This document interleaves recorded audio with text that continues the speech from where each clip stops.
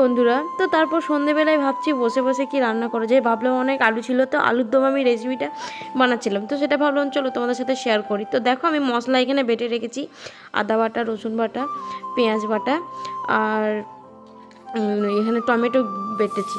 তো তারপরে আমি ভাবলাম যে চলো রান্নাটা তোমার সাথে শেয়ার করা যাক। তো তারপর আমি আলুগুলো দেখেছো ওখানে ভেজে রেখে দিয়েছি এক ধারে। তো তারপরে আমি পেঁয়াজটা দিয়ে দিলাম কড়াই। তো তারপরে এটা ব্রাউন কালার হবে, ততক্ষণে তোমরা দেখতে থাকো, আমি বেশি কথা না বলে।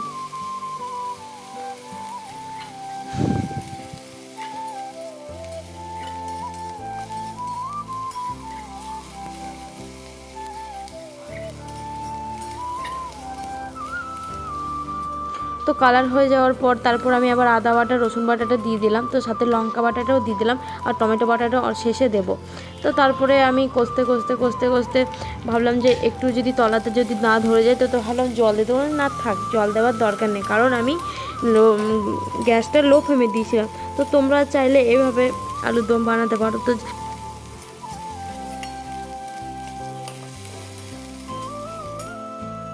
তো তারপর আমি আবার ধনে গুঁড়ো, জিরে গুঁড়ো, সানরাইসের লঙ্কা গুঁড়ো, স্বাদ মতো লবণ, তারপরে একটু হলুদ, তো সেইগুলো আমি মশলাগুলো দিলাম। তো তারপর আমি হালকা একটু জল দিয়ে নাড়তে থাকবো। তো তোমরা ভিডিওটা দেখতে থাকো বন্ধুরা, স্কিপ করবে না।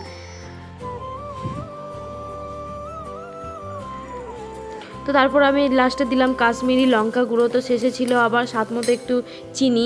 তো তারপর আমি আবার দিলাম টমেটো বাটার, যেটা আমি লাস্টে রেখেছিলাম। তো সবগুলো নিয়ে ভালো করে নাড়াচাড়া করে আমি সাথে একটু হালকা করে জল দেবো, নাহলে তলাতে ধরে যাবে।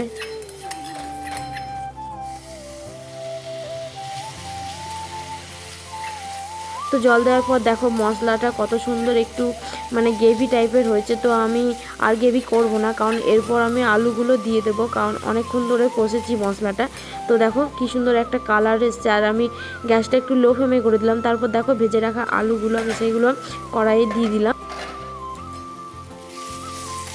তো মশলাটা আমি অনেকক্ষণ ধরে কষেছি, তাই বেশিক্ষণ আলুটা দেওয়ার পর আমি কষবো না, কারণ নাহলে একটু তেতো তেতো হয়ে যাবে। তো দেখো আমি মশলাটা কষে নিয়েছি, তারপরে আলুগুলো দিয়ে সব কিছু ভালো করে নাড়াচাড়া করে এরপরে লাস্টে একটু আমি জল দিয়ে দেবো। তারপর দেখো কালারটা কত সুন্দর হয়েছে, তাই না বন্ধুরা?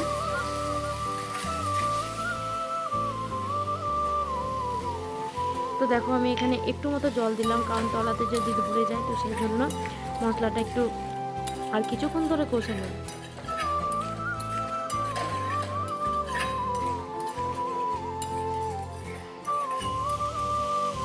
এবার আমি কড়াইতে পরিমাণ মতো জল দিলাম।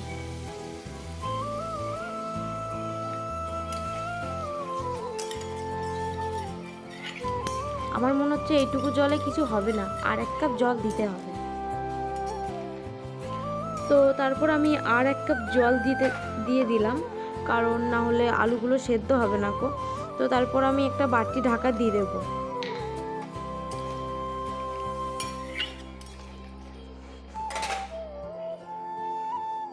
আর গ্যাসটা একটু লো ফ্লেমে করে দিলাম, নাহলে বেশি হাই ফ্লেমে দিলে এখনই যদি তলাতে ধরে যায়। তো সেই জন্য আমি বাটিটা এবার ঢাকা দিয়ে নিলাম।